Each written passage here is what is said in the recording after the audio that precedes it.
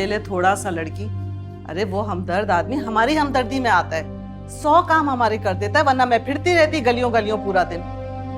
मुझे नहीं पता, उन्हें मना कर दे हमारे घर में इस तरह आने से। और भी मोहल्ले में घर है ना, वहां जाएं, उनकी खिदमत करें। हमारी खिदमत क्यों करते रहते हैं हर वक्त? अच्छा, तो बिजली का पानी का बिल दोगी, सब्जी तरकारी गोश्त, कितनी सहूलत है हमें, घर बैठे सारी चीजें आ जाती हैं। और तुम्हारे नखरे के खत्म होने का नाम ही नहीं लेते।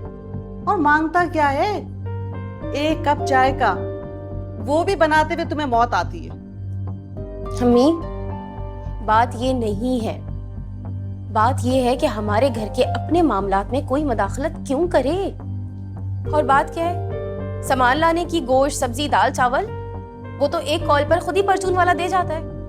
हम क्यों किसी की मोहताजी का शिकार बने, क्यों अम्मी? देखो रामीन, बहन बहन करते उसकी जबान नहीं थकती है, पूरा मोहल्ला उसकी शराफतें गुन गाता है। और फिर तुम्हारे बराबर तो उसकी बेटी है, तो मुझे उसके बुरे किरदार होने का भी शक नहीं है। यही तो गलतफहमी है आपकी। और देखो, ऐसे लोग दुनिया में बहुत कम होते हैं जो अपने पड़ोसियों के लिए इतना करें।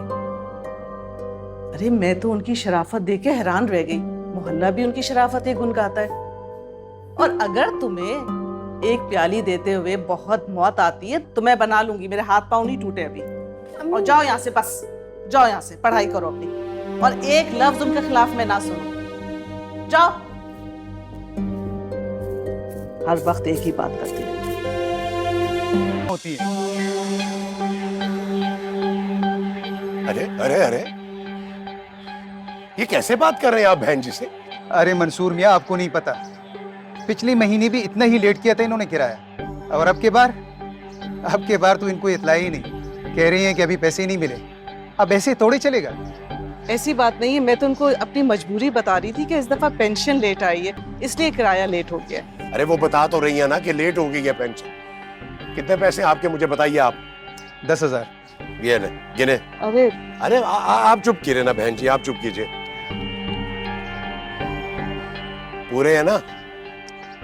जी हाँ, पूरे हैं। बल्कि एक काम करना, आइंदा से हर महीने की 10 तारीख को आके किराया मुझसे ले लेना। बहन जी को तंग नहीं करना तुमने आइंदा। आप बस बेफिक्र होके जाएं।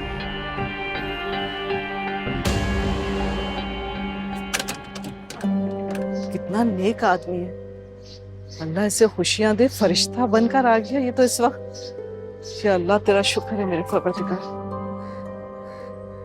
मंसूर भाई, मैं आपका ये एहसान कैसे उतारूंगी? अरे बहन जी, आप फिर एहसान की बात कर रही हैं। आज आपने जो किया है वो तो मैं उम्र भर याद रखूंगी। अरे मैंने ऐसा कुछ भी नहीं किया बहन जी, उसे पैसों की जरूरत थी, खामखा मैं आपसे बदतमीजी कर रहा था, मैंने पैसे उसको लौटा दिए। ऐसी कोई बात नहीं है। ये रामीन नजर नहीं आ रही, कॉलेज से आई नहीं अभी तक। मैंने आपसे कहा भी था बहन जी, एक वो टैक्सी वाला मेरा वाकिफ है, उसे प्राइवेटली लगवा देते हैं। कहाँ वो पब्लिक ट्रांसपोर्ट में धक्के खाती फिरती होगी। अरे लो, कितनी लंबी उम्र है माशाल्लाह, अभी तुम्हारा जिक्र किया हमने। मेरी शहजादी। देख लो रामीन, अगर आज मंसूर भाई नहीं होते ना तो हमारी इज्जत तो खाक में मिल चुकी होती। अरे बहन जी, आपने फिर वही बातें शुरू कर दी। नहीं मंसूर भाई, इसको पता होना चाहिए कि आज हमारी मदद के लिए तो आप फरिश्ता बनकर आए। अगर आज आप टाइम पे नहीं आते तो मालिक मकान तो बदतमीजी पे उतर आया था। जिस तरह आपने पैसे निकाल के उसके मुंह पे मार के उसका मुंह बंद किया है, ये तो कोई अपना ही कर सकता है। और हाँ, एक बात और सुन लो, अब मंसूर भाई की हैसियत इस घर के फर्द की तरह है। मैं तो आपको हमेशा अपनी बहन ही समझता हूँ, और अब तो ये घर भी मेरा है। जब मर्जी आऊं, जैसे आऊं, जब भी आऊं। क्यों नहीं मंसूर भाई, आपका घर है, जब दिल चाहे आए। अच्छा, मैं आपके लिए कुछ खाने का इंतजाम करता हूँ। अच्छा, आप बैठो। बहुत शुक्रिया।